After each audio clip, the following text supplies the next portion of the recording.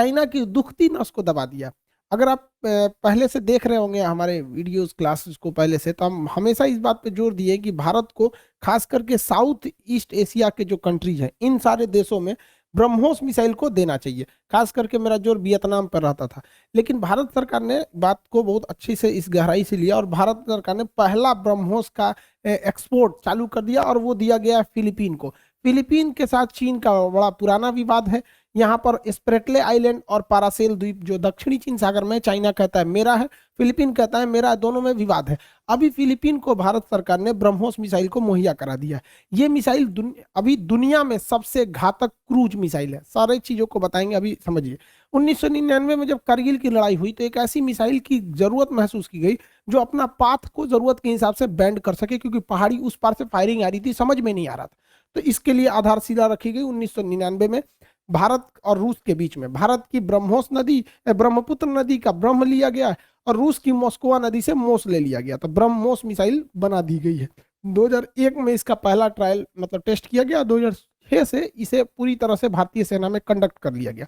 उसके बाद से और आज तक इसके कई सारे सुधार हुए हैं, कई सारे वर्जन आए गए हैं और उसके और ज्यादा घातक और एडवांस बनाया गया इस मिसाइल को। इस मिसाइल की कई खासियत है, उसे हम समझ जाते हैं। इसे कई जगहों से आप फायर कर सकते हैं। ये सुपरसोनिक है। सुपरसोनिक उसे कहते हैं जो आवाज की रफ्तार से भी तेज चलता है। इसके 3.5 मेक का है। 3.5 मेक का मतलब होता है ध्वनि की चाल से 3.5 गुना। 1 मेक मतलब ध्वनि की चाल के बराबर, 2 मेक मतलब 2 गुना, 3 मेक मतलब 3 गुना। ये 3.5 मेक है, यानी लगभग 1.2 किलोमीटर पर सेकेंड। 1 सेकेंड में 1.25 किलोमीटर निकल जाता है, इतनी तेज रफ्तार का है। ये रैमजेट इंजन पे काम करता है। रैमजेट इंजन अभी समझाएंगे। ये एक ऐसा इंजन होता है ना जिससे तेज हवाओं की जरूरत होती है। ये आगे से बहुत तेज हवाओं को लेता है और पीछे छोड़ने के लिए एक पतला रास्ता रहता है, इसलिए जब हवाओं को लेने के बाद पीछे छोड़ता है तो अपने से आगे ढकला जाता है वो। ये क्रूज मिसाइल है। क्रूज मिसाइल कभी भी ज्यादा ऊंचाई पर नहीं जाती हैं। क्रूज मिसाइल हमेशा नीचे नीचे ऊंचाई पर जाते हैं। ये 4 मीटर, सोचिए 4 मीटर एक छत की ऊंचाई होती है, एक तल्ला 4 मीटर का, उतनी ऊंचाई से लेके 15 किलोमीटर तक की ऊंचाई पे जाता है।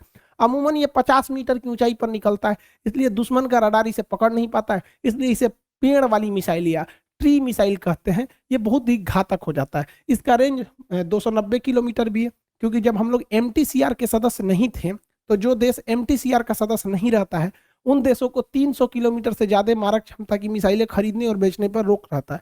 इसलिए दिमाग लगाते हुए हम लोगों ने इसकी शुरुआती रेंज 290 किलोमीटर रखी थी।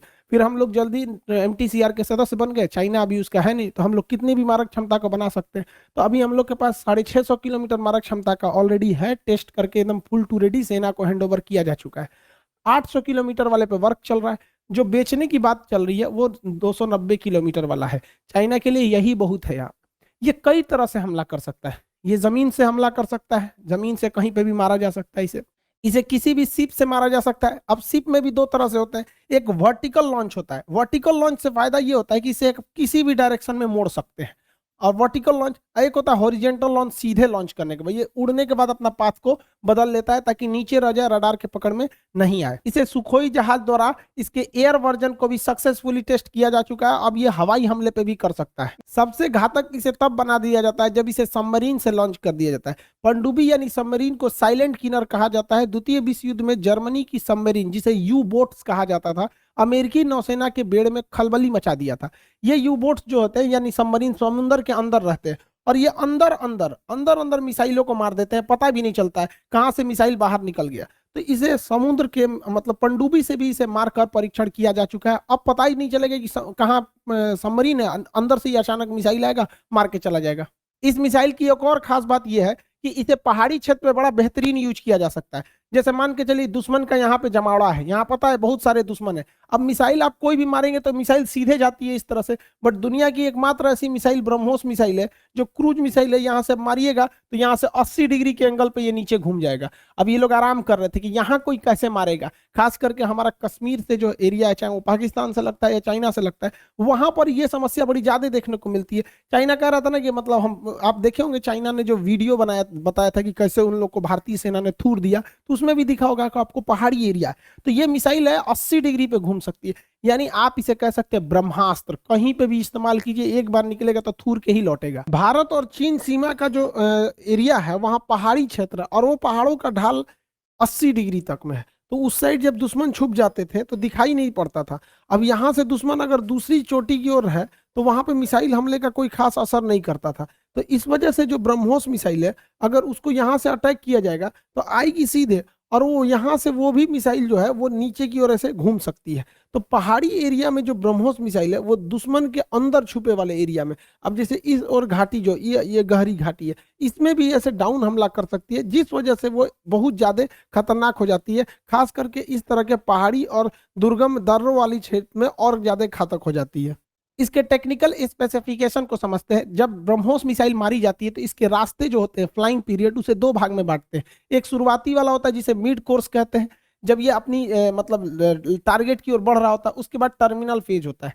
शुरुआत में जैसे मान के चलिए 300 किलोमीटर मारना है, तो शुरुआत में तो ये पता चल जाता है ना कि मारना किस एरिया में। जैसे मान के चलिए कि हमको लाहौर के पास या फिर बीजिंग के पास हमला करना है, तो पहले मिसाइल को बीजिंग तक पहुंचाइए, तो उसके बाद वो अपना एक्यूरेसी को ध्यान रख लेगा। तो जब वो अपने टारगेट के करीब पहुंचता है तो उसे मिड कोर्स कहते हैं। इस दौरान इसे रडार द्वारा रास्ता दिखाया जाता है कि भाई ये दाहिने बाएं ऊंचा नीचे इधर पहुंच जाओ।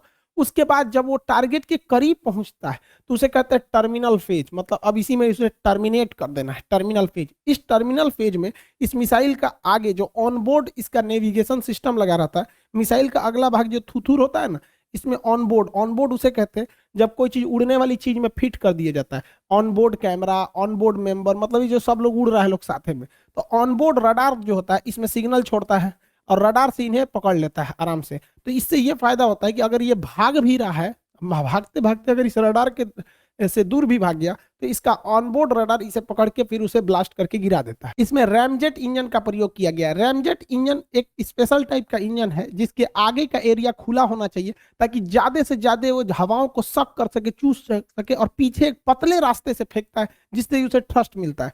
इसके आगे एक कवर लगाया गया रहता है जिसे हम लोग नोज कैप कहते हैं। ये उस समय तक अपने अंदर जो रैमजेट इंजन लगा हुआ है उसे प्रोटेक्शन देता है जब मिसाइल फायर नहीं की गई रहती है, खड़ी की गई रहती है, क्योंकि आगे का एरिया को प्रोटेक्शन देना जरूरी है, वरना इसमें धूल कण या कुछ भी पार्टिकल अटक सकता है और रैमजेट इंजन काम करना छोड़ सकता है। तो ये आगे का कैप होता है। जब कभी भी मिसाइल को फायर किया जाता है तो जब मिसाइल उड़ती है तो इसका कैप देखिए बाहर हट जाता है।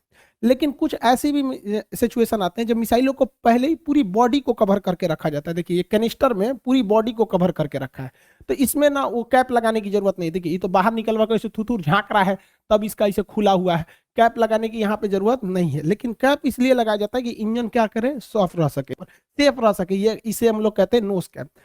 इस रैमजेट इंजन की सबसे बड़ी खराबी होती है ये डायरेक्ट स्टार्ट नहीं हो सकता है। पहले तो इसको हाई स्पीड चाहिए, इसमें बहुत तेजी से हवाएं आएंगी और ये हवाएं जब अंदर घुस के पीछे से निकलेंगी तभी ये स्टार्ट हो सकता है, अदरवाइज में चालू नहीं होगा। तो भैया इसको उतना हाई स्पीड देगा कौन? तो इसके लिए इसके पीछे एक सॉलिड इंजन लगा दिया जाता है। सॉलिड इंजन वैसे होता है जैसे दिवाली का रॉकेट होता है, मारेंगे माचिस धड़ाम से उड़ा ले जाता है, वैसे ये दिवाली के रॉकेट। अब इसमें माचिस थोड़े मारिएगा आप, अजीब, तो समझदार हैं आप लोग। तो ये यहाँ रहता है सॉलिड इंजन। ये सॉलिड इंजन इसको बहुत तेज ढकेलता है, बहुत तेज ढकेलता है, और जैसे ये धकेलेगा आगे का ये थुथुर खुल जाएगा। अब यहाँ देखेंगे तो यहाँ इतना बड़ा इसका खोल है, मुंह है, इसमें हवाएं तेजी से आती हैं, हवाएं तेजी से आती हैं। अब पीछे निकलने का यहाँ छोटा सा जगह दिया गया है, हल्का सा। अब भाई घुसने का तो हवाएं घुस गई, निकलने का जगह ही नहीं है, निकलेंगी तो इसको धड़ाम से आगे की ओर ढकेलेगी। बीच वाले हिस्सा में रहता है लिक्विड फ्यूल। तो ये दो तरह के स्टेजेज पे चलता है। पहला स्टेज केवल इसे प्रारंभिक लिफ्ट देता है ताकि रैमजेट इंजन को स्टार्ट किया जा सके। अब काम चालू होता है रैमजेट इंजन का जो लिक्विड फ्यूल पर काम करता है। देखिए ये ब्रह्मोस मिसाइल का अंदर का सीन है। यहाँ अंदर देखेंगे ये बाहर से खोल है, यहाँ पर ये सॉलिड इंजन है, यहाँ पर इसका लगा हुआ है ये क्या नाम है, रैमजेट इंजन। ये आगे वाला हिस्सा ये केवल लड़ाई के काम में आता है। ये ब्लैक वाला हिस्सा देख रहे हैं, ये तो कैप लगा हुआ है। ब्लू वाले हिस्सा में नेविगेशन सिस्टम वगैरह है। यहाँ देखिए ये जो है ब्लैक वाला हिस्सा, इसमें रडार वगैरह है। कैप नहीं, कैप तो निकल जाता है बाहर, वहां पे ये रडार है, ये कंट्रोलिंग सिस्टम है। पीछे में बारूद भरा हुआ था, यही है वारहेड। ये बीच वाला हिस्सा जो है रेड वाला देख रहे हैं, ये वारहेड। बाकी का जितना मिसाइल है इतना परसेंट, ये तो केवल उसे ले जाने का काम करता है। ये आगे वाला हिस्सा रास्ता दिखाने का काम करता है। बीच का ये जो हिस्सा है यही मेन तबाही लाता है, जिसे हम विस्फोटक एक्सप्लोसिव कहते हैं। अब ये काम कैसे करेगा? तो भाई पहला स्टार्ट तो हो गया इसका फर्स्ट फेज, सॉलिड इंजन। ये ढकेलेगा, आगे का कैप हट जाएगा, हवा अंदर घुसेगी, निकलने का बहुत पतला रास्ता इसलिए ढकेलेगी। लेकिन केवल हवा के ढकेलने से ये नहीं जा सकता है। अब इसका मेन प्रिंसिपल समझिए। देखिए, ये है हमारा रैमजेट इंजन। यहाँ अगर आप ध्यान देंगे तो आगे से ये हवाओं के घुसने का रास्ता है, यहाँ से हवा घुस जाती है, और जैसे हवा अंदर जाती है यहाँ पर एक फ्यूल होता है। फ्यूल फ्यूल क्या करता है, मिक्स कर दिया जाता है, उसमें फुहारा मारा जाता है। एक नोजल होता है जो उसमें फुहारा, जैसे बचपन देखे लड़का पानी पी के ऐसे मारता है तो बूंद बूंद बन जाता है पानी, उसका फ्यूल का जो लिक्विड फ्यूल है वहां पर। तो हवाएं इसमें अंदर तो चली गई, और अंदर इतनी स्पीड से गई हैं, इतनी स्पीड से, तो स्पीड भी बहुत है, हाई प्रेशर हो गया है, और इसी में क्या मिला दिया गया है, फ्यूल मिला दिया गया है। अब ये हवाएं केवल हवा नहीं रह गई हैं, उसके अंदर फ्यूल है, और जैसे ये आगे बढ़ती हैं ताकि इधर पीछे से निकल जाए, यहाँ तो फ्यूल मिला दिया गया, आगे बढ़ती है निकल जाए, तो यहाँ जाली नुमा देख रहे हैं, इसमें लगा होता है स्पार्क पर, उस वहां चिंगारी मार देता है। अब यही हो गया बवाल। एक तो हवाएं घुसी थी बड़ी ज्यादा, बहुत ज्यादा हवाएं घुसी थी, उसपे से रास्ता पतला और उसमें मिला दिया फ्यूल।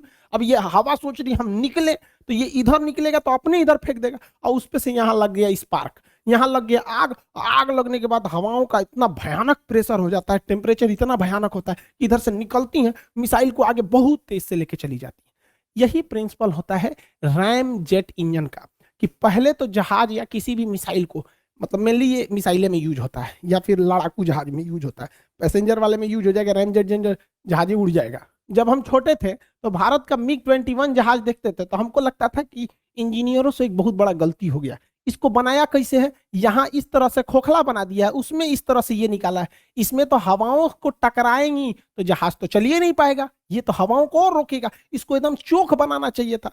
बाद में पता चला ये तो रैमजेट इंजन है, ये भी सेम सिस्टम पे काम करेगा। रैमजेट इंजन है, जब जहाज का प्रारंभिक इंजन इसे ढकेल के ऊपर ले जाएगा तब रैमजेट इंजन चालू होगा, तो यहाँ बहुत तेजी से हवाएं इसके अंदर घुसेंगी, अंदर हवाएं जैसे घुसेंगी यहाँ पे अंदर जाएंगी यहाँ पर, तो यहाँ पे मिला दिया जाएगा इसमें फ्यूल, फ्यूल टैंक से इसमें फ्यूल ईंधन मिला दिया जाएगा। ईंधन को स्प्रे करके मिलाया जाता है, सर पानी की तो धक धक धक नहीं फेंका जाता, स्प्रे करके मिला जाता है, तो ये अच्छे से आग लग सके एक ही बार में। यहाँ स्प्रे में स्प्रे हो जाएगा, आगे जाएगा कंबसन चेंबर में, आग लग जाएगा, अब आग लगेगा तो निकलेगा धुआं पीछे और जहाज जाएगी आगे। यही होता है रैमजेट। रैमजेट की सबसे बड़ी खराबी है, ससुरा को चलाने के लिए पहले एक एक्स्ट्रा इंजन चाहिए जो उतना स्पीड दे सके ताकि रैमजेट हवाओं को सक करके आग लगा के आगे बढ़ा सके। यहाँ आप पूरा डिजाइन समझिए, ये रैमजेट इंजन के सक करने के लिए इसका माउथ वाला हिस्सा यहाँ से एंट्री करेगा। ये शुरुआत का एरिया जो है ये यहाँ पर लगा होगा navigation system, control system, explosive. हवाएं जो जाती हैं वो इसके साइड से जाएंगी, हवाएं जाएंगी इसके साइड से ऐसे, और यहाँ जैसे जाएंगी हवाएं यहाँ पर उसमें फ्यूल मिला दिया जाएगा, यहाँ फ्यूल मिल जाएगा। उसके पीछे जैसे जाएंगी तो ये यहाँ पे रहेगा स्पार्क प्लग, यहाँ पे आग लग जाएगा और मिसाइल आगे बढ़ने लगेगी। शुरुआती से थ्रस्ट इसके पीछे का सॉलिड इंजन देता है, सॉलिड इंजन, और ये आगे बढ़ेंगे जहाँ लास्ट में टकराएगा यही वाला हिस्सा ब्लास्ट कर जाता है, एक्सप्लोजिव। रास्ते में इसका डायरेक्शन भी चेंज किया जा सकता है, जिस तरह पक्षियों के पंख होते हैं ना, इधर मुड़ना है इधर मुड़ना है, जहाज में भी होता है वो अपना डायरेक्शन चेंज करने के लिए, वैसे इन मिसाइलों में भी होता है। यहाँ देखिए ये जो इसके विंग्स हैं ये इसके डायरेक्शन को बदल सकते हैं, डायरेक्शन को बदल सकते हैं। अर्थात अगर मान के चलिए मार दिए मूविंग एरिया में है तो ये अपने से इसके आगे रडार लगा हुआ है, ऑनबोर्ड रडार, अगर जहाज इधर उधर भागेगा या टारगेट भागेगा ना तो दौड़ा के थूर देगा इसको। लेकिन कुछ ऐसी मिसाइलें होती हैं जिनमें ये आगे रडार नहीं लगा होता है या विंग्स वगैरह उतना मतलब एक्टिव नहीं रहते हैं, तो ऐसी मिसाइलों को मार के कहा जाता है कि अब आप इसे गाइड नहीं कर सकते हैं। इसलिए ऐसी मिसाइलों को कहा जाता है मारो और भूल जाओ, मतलब दागो और भूल जाओ, उसको मतलब बोलते हैं फायर एंड फॉरगेट, इस टाइप का मिसाइल, दागो और भूल जाओ मिसाइल। जैसे नाग मिसाइल चेंज नहीं कर सकते उसका रास्ता, तो मार के भूल जाइए, लगा कि नहीं लगा इसे मतलब नहीं होता है। तो ये आप इसका बेसिक कॉन्सेप्ट समझे। भारत अब ब्रह्मोस मिसाइल के टेक्नोलॉजी को और बढ़ाना चाहता है। इसमें भारत ना एक ब्रह्मोस मिसाइल का next generation BrahMos NG develop कर रहा है। ये साइज में बड़ा छोटा होगा और हल्का होगा और थोड़ा सा रेंज कम होगा, लेकिन मेन लड़ाई में यही काम आएगा। और एपीजे अब्दुल कलाम ने भी कहा था कि बड़ी मिसाइलें 100 पीस बन के रह सकती हैं। तो भाई साहब जो मिसाइल मैन ऑफ इंडिया कह रहे हैं कि 100 पीस बन के रह सकती है, हम आपसे क्वेश्चन पूछते हैं मिसाइल वुमेन ऑफ इंडिया किसे कहते हैं, कमेंट करके बताइएगा। तो ब्रह्मोस एनजी जो है ये छोटा होगा, नेक्स्ट जनरेशन का सबसे घातक होगा ब्रह्मोस 2। ब्रह्मोस 2 को हाइपरसोनिक बनाया जाएगा।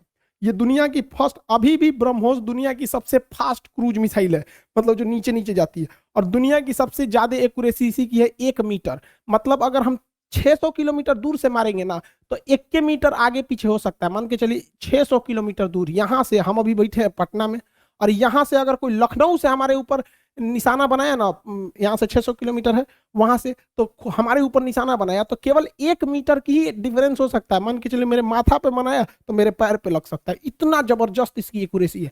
और हाई जब बन जाएगा ब्रह्मोस 2 हाइपरसोनिक, तब तो बहुत जबरदस्त तबाही लाएगा। भारत 1962 का बदला जरूर लेगा, लेकिन कहा जाता है कि बहादुरी और बेवकूफी में यह अंतर होना चाहिए। तो हम लोग धीरे धीरे अपने हथियारों का जखीरा बढ़ा ले, 1962 का बदला तो साला लेके रहेंगे हम लोग। तो ये डेवलप हो रहा है और धीरे धीरे ब्रह्मोस को और एडवांस किया जा रहा है। आने वाला जो ब्रह्मोस है वो बहुत हल्का हो रहा है और रेंज भी बढ़ रहा है, जबकि 2006 या 10 का ब्रह्मोस देखेंगे तो बड़ा भी था साइज में और रेंज भी कम था। तो भारत सोच रहा है कि उस सब मिसाइलवा को एक्सपोर्ट कर दिया जाए, वियतनाम को, इधर जापान, कोरिया, इस सबको दे दिया जाए, ले ले तुम लोग यहाँ पे रहो, ईएमआई पे ले जाओ, ले जाओ, सोच रहा पुरान हो गया वैसे भी।